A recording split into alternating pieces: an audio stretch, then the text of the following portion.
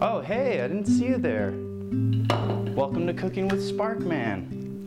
I'm gonna be making guacamole today. It's actually one of my favorite dishes that I make, and what I've been told is that it's probably the best thing that I do make. So I thought it would be a good place to start. So here's some of the ingredients. Avocado, onion, cilantro, tomato, lime, garlic, jalapeno, salt, pepper. So we're gonna go ahead and start chopping the cilantro first. I like to use a lot of cilantro. It really makes or breaks your guacamole. If you don't have cilantro in it, it's just not gonna be right. Making guacamole can be kind of labor intensive because there's so much chopping involved, there's so many ingredients, and you really wanna use fresh ingredients every time. All right, so we got our cilantro done. We toss it in our bowl. And the order of these things doesn't really matter. The only thing I like to make sure I do is do the avocado last and well, not the avocado last, but the avocado second to last and the lime last, so that you get the moisture in it last. Next thing we're gonna do is go ahead and chop the tomato.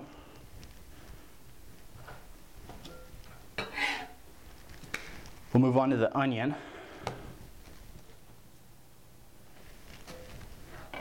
All right, next we're gonna chop our jalapeno.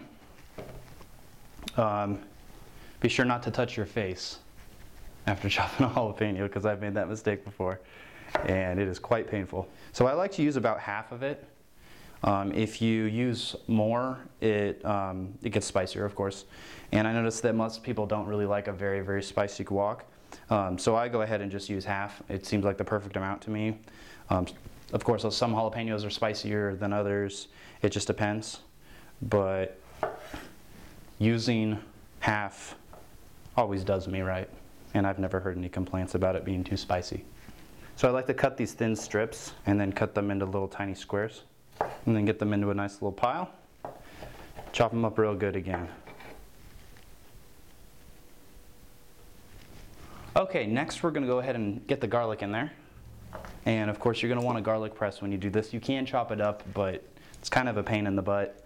And I much prefer the consistency of garlic that you get when you use a garlic press. So just go ahead and put it in there, give it a good squeeze, pops out, cut it off with your knife. Now we're gonna go ahead and grab the avocados. This is kind of the fun part. I always like this part the best. The best way to tell that your avocado is ripe is by slightly squeezing it. If it's soft, it's usually ripe.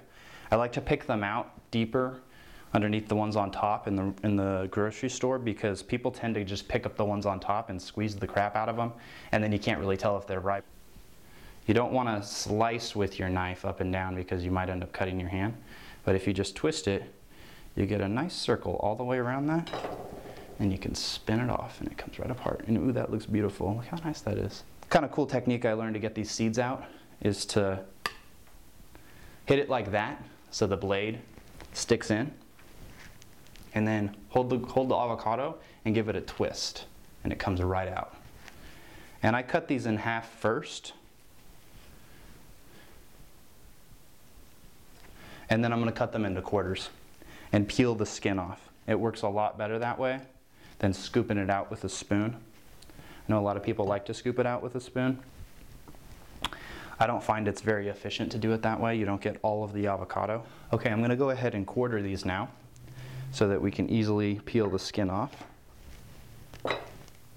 So we get it to that point. So it's a nice little quarter avocado. And then you can just take the skin and it peels right back like that. Okay, so we just have a few more ingredients to go in. Start with the lime.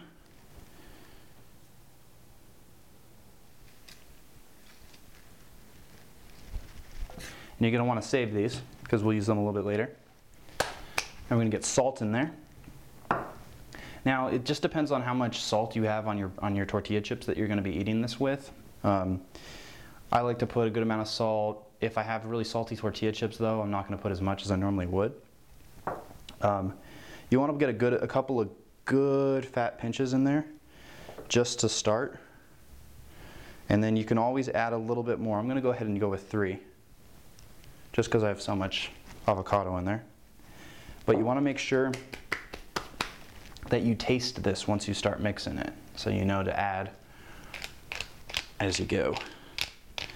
So now we're getting the pepper in there. What I'm gonna do here, I never really see anybody else do, but I really like it because when I'm mixing avocado and trying to mash it, it's kind of a pain in the butt to try to mash this with a fork when it's these giant chunks. So what I'm gonna go ahead and do is take my super sharp knife and just glide it through. So I don't have any giant chunks in there anymore, because when you mix this up, you're not gonna want giant chunks anyways. Now we're ready to mix. We're gonna go ahead and use the fork to do that, and also do a little bit of mashing as we go so that all the ingredients get pushed together. We gotta get all that lime that's at the bottom, that's dripped down to the bottom, up to the top, and mixed in with everything else. Moment of truth. Want to get a little bit of everything in there.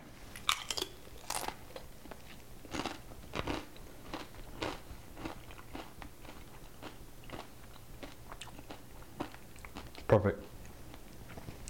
Grab a bowl, because we got to plate this so that when you present it to your guests or your girlfriend, your boyfriend, or whoever you made this for, it looks nice, because part of good food is that it looks edible.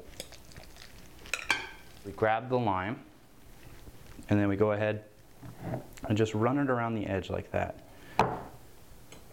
Give you a nice little shine to the plate. Okay, and the last and final step to making good guac is to take your finished guac and put it in the fridge. Thanks for watching. I haven't made this in a while. This is really good.